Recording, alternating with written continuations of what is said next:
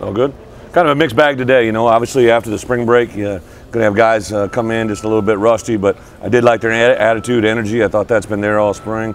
You know, just got a little bit sloppy with things with the football and some pre-snap errors, some things that we just obviously can't allow, but been very, very pleased overall. Got some guys back today. Obviously, some guys still held out. Probably won't have Abby for all of spring. He went back and had another follow-up, and they just felt it was better to keep him on the path to get him ready for the summer. And as the coaches, we kind of echoed that same thought. So he was really the only one that we didn't get back out there today. You saw Ped out there. Waz will be back there a little bit more on Thursday and working himself through it. And then there's a number, Devin Golden. Probably won't have him for all spring ball as well. He's got some stress fracture going on with the shins. Same as before, yeah. Other leg, but.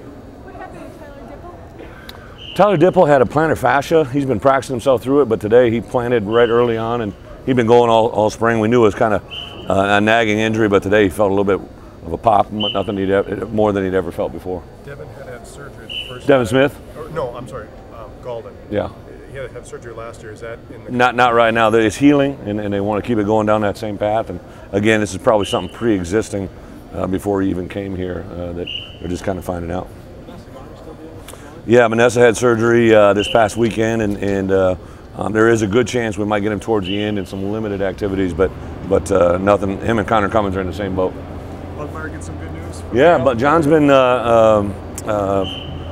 given some information. We took him to 2 specialists, and both of them kind of came to the same result, and now they're just kind of trying to figure out what method there's been a couple different things laid out as far as what way to go towards treating it. The problem that he's got a couple different issues going, and one that might be good for one area isn't necessarily best for the other area. So, hopefully we get him back.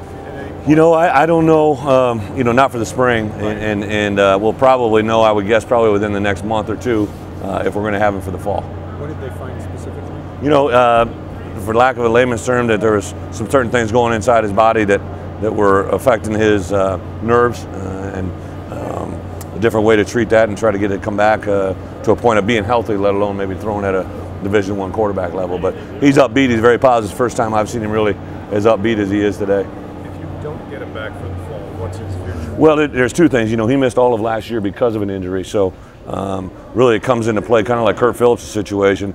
You know, when guys are naturally redshirted, if they get injured during a year, if they miss a season, the NCAA doesn't have much forgiveness. But if you miss 2 complete seasons because of an injury, there's a chance for a 6-year opportunity, which that obviously would present itself to John. So if he doesn't play next year, he would still try to play in 13? Yeah, 13 and then have another year. Yeah. Would you like to find ways to get Monty and James White on the field? I would. You know, I'm sure you guys saw it today. And some things we did last year towards the end of the season, I believe it was Game 7, that we put in and never kind of, it was working, our other stuff was working so well, it never really expanded the package. But I think not just James and Monty, but you saw Melvin Gordon, when he puts his foot in the ground, can do some special things. Jeff Lewis, excited to see him practice the way he did today. He had actually had a hamstring the last 2 practices before spring break and came back and did some really good things.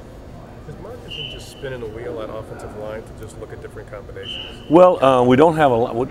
You know, Ryan Groy had been, I wanted to work him more in at center, so that allowed us to kind of move some guys through. But one thing Mike doesn't allow you to do, if you make a mistake, you're out and the next guy's in. And it does allow you to roll quite a few players through there, but we really don't have a lot of depth there right now with you know, a couple of the guys being out. It was good to get Zach Mathias in there today for individual. He might be a little bit more. And then Kyle Costigan was really getting after people. The one thing he was doing, he was being aggressive in everything he did today. When you talk about having 2 running backs on the field, does anybody do that in college football? Well, we did it last year. Yeah, but you don't see it too much anymore. Yeah, Michigan State did it 2 years ago, and Ohio State had done it in the past when they had 2. You know, I was giving Monty some heat that we finally found his right position at fullback. But I think just, you know, trying to get your best personnel on the field. One thing that you could probably see apparently, you know, they just got to get used to being able to be out in routes when they're outside of the formation. They think it's the same timing when you're coming from behind the center, and it's just not.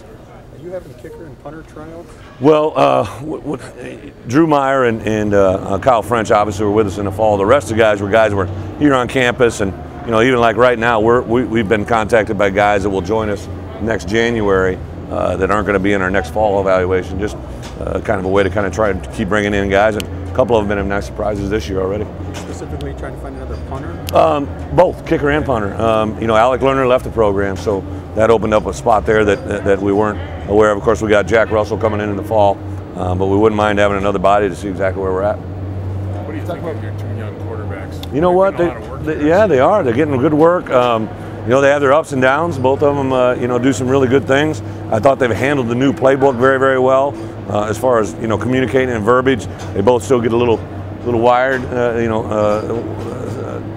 Kind of wires kind of cross at certain times. But from where they are in the fall to where they are in practice 5 this spring has been very impressive. Bret, can you talk about Ben Strickland, just his development? Yeah, I guess, to this point? Probably. I knew there was going to be a big curve for him, and he handled it very well. First off, in recruiting, he's been off the charts. We had the Wisconsin Coaches Association in last week, and every coach that Ben's in contact with just talked about the detail of his work and what he's been doing. And out here on the field, probably noticed Coach Ash. We actually been so banged up. Coach Ash had surgery on his knee yesterday, so Strick has had the DBs the last couple of days and done a nice job with that. I think he's just very conscientious. He's very intelligent, and he's going to grow in this profession very quickly. How valuable is it that he's a former Badger as well? I think him and Eddie bring a lot to the table. They're both sitting in on a recruiting committee I have that just the experiences they've had here as players, especially with a recent history. So it's not a guy that goes back before Coach Alvarez's time or something. It's somebody that deals with the now, and those guys have been and their feedback has been critical. Obviously, one of the guys that's going to compete for the starting quarterback position isn't here right now. Mm-hmm. How do you look at that? You talking about Bart Houston? No. Danny O'Brien. Danny, I think is coming in town this weekend. I know he's excited to get here. He's one of those kids that's a football junkie, and he'll be here in June. He's finishing his classes, be done in late May, and he'll be back in. And really, he'll have his, kind of like Russell, same situation. When he's here on campus, we can't do a lot with him. He can join our strength coaches and work out with our guys, but it's really going to be a lot on what he can process without us in the room. What's the reason for the visit this week? Just coming. Danny's, mom and dad are both from Minneapolis area. When he came on as official visitor, his mom and his stepfather came, and his dad. We've been talking to him quite a bit. He's been itching to give it. His dad actually had 2 of his sisters graduate from here. So whatever the little island is up north, his dad used to do a summer vacation where you take the little ferry. What's where do you leave from though? Apostle Islands, Bayfield. Bayfield, that's it. So I think he's been excited to get here, and Danny wanted to get back out here with him. How do you think the other quarterbacks have handled? You know what? We were very upfront with them. I think that's the key to keeping an open discussion. You told them right away. I know our players that are here on our team who don't play quarterback, kind of I think relayed to them, exactly their feelings about. They just felt that they needed to have another person in camp. If John particularly can't go, and Kurt, you can tell, isn't quite where he needs to be, and then obviously the 2 freshmen. And with Bart Houston having his surgery, I don't think it's really been an issue. And the part that I've liked about it, even like Johnny Budmeyer came up to me yesterday and asked for Danny's number. So guys want to reach out to him. I'm sure you saw the Urban Meyer story in Sporting News. Now that other people are talking about that recruiting stuff, did you feel vindicated at all? When that whole thing came out, it was obviously a lot be written in his. Not to slight you guys, but a lot of times what's being written isn't exactly what's reality, and that's getting closer to it. I don't feel I just know this. We handle ourselves in a certain way, and in the Big Ten Conference, we've been able to do that. And when I called Coach Meyer and expressed a certain thing, he addressed it and handled it very quickly. And that's all I was concerned about, the whole gentleman's agreement, and that wasn't anything to do with it. And they didn't bump anybody that I would like that is mentioned in that article. I don't know where that's coming from. So it's just a lot of stuff. I think that's just probably spinning its wheels. Coach, do you have any concerns with the SEC style recruiting? No.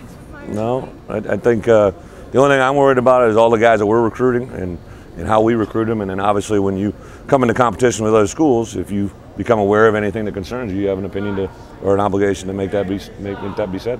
Have Big Ten officials handled your concerns or addressed your concerns? It's really not even the Big Ten. You deal with the NCAA. Okay. Have they? Yeah. They have. You don't have any regrets bringing this up?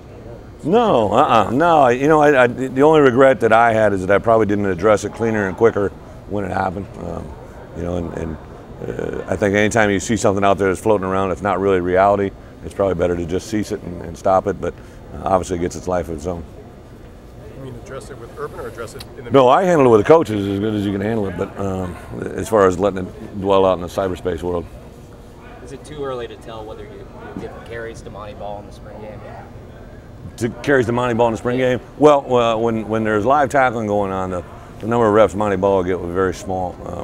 But Monty will get some reps in the spring game. I don't know if we're going to put a pitch count on it, but we'll put definitely a time frame on it. Can he be a better player next year, but not have as good a numbers? I think that's a great way to assess it, Jeff. And just what I've seen him accomplish during winter workouts, what I've seen right here today, what I've seen through the first 4 practices, Monty will be a better player next year.